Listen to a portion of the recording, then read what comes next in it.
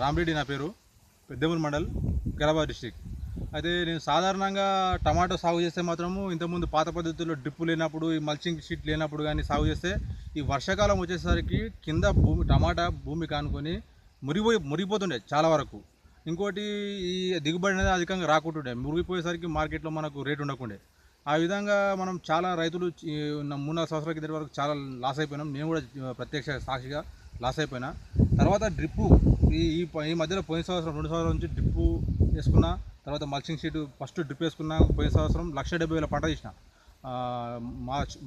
జనవరి నుండి మార్చ్ వరకు పంట తీస్తే 1,70,000 పంట తీసిన, ఓన్లీ డ్రిప్ వేసినాక.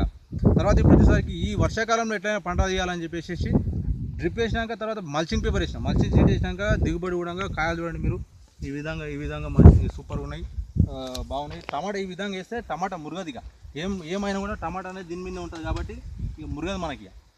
మురిగిపోయేసరికి మార్కెట్లో కూడా నాణ్యమైన టమాటా వస్తుంది, మంచిగా ఉంటుంది, కలర్ ఉంటుంది. ఇవన్నీ ఉండడం వల్ల రేటు మార్కెట్లో మనది ముందుగా అమ్ముడుపోతుంది, రేటు మంచిగా ఉంటుంది. ఇదే విధంగా చాలా ఇట్లా రైతులకు కూడా సూచించేది ఏంటంటే ఆధునిక పద్ధతులు, కొత్త పద్ధతులు మనకు గవర్నమెంట్ చాలా మన అందుబాటులో ఉంచుతున్నది. దీన్ని మనం సద్వినియోగం చేసుకొని రైతులు అధిక దిగుబడులు పొందాలి, లాభాలు పొందాలి. ఈ విధంగా చేసుకుంటే మంచిగా ఉంటుందని రైతులకు కోరుకుంటున్నాను. ప్రభుత్వం మన తెలంగాణ ప్రభుత్వం వచ్చేసినాక ప్రభుత్వం చాలా రకాలుగా ప్రోత్సహిస్తున్నది.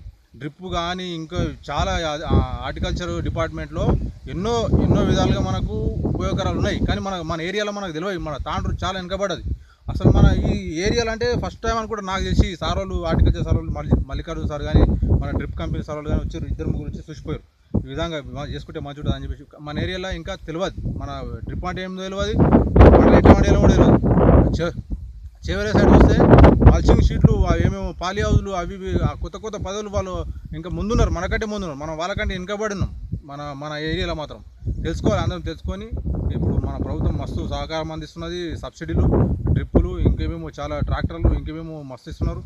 దాన్ని ఉపయోగించుకొని మనం లాభాలు పొందాలని కోరుకుంటున్నాం. గత 6 నెలల కిందటి వరకు మన తాండ్రులో హార్టికల్చర్ ఆఫీస్ అనేది లేకుండే.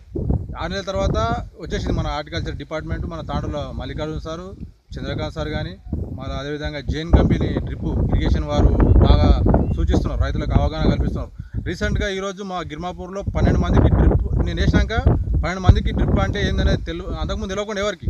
నేను వేసినాక 12 మందికి కొత్తగా జైన్ కంపెనీకి అప్లికేషన్లు ఇప్పించిన. 12 మందికి వాళ్ళు రైతుల అవగాహన కల్పించి మంచిగా ఉంటుంది, లాభాలు వేసుకుంటారని చెప్పేసి. అదేవిధంగా అధికారులు కూడా వీళ్ళందరూ హార్టికల్చర్ డిపార్ట్మెంట్ వాళ్ళు వీళ్ళందరూ వచ్చి ప్రోత్సహిస్తున్నారు, వేసుకోండి మంచిగా పంటలు పండియండి అని చెప్పేసి. అధికారులు మంచిగా సహకరిస్తున్నారు.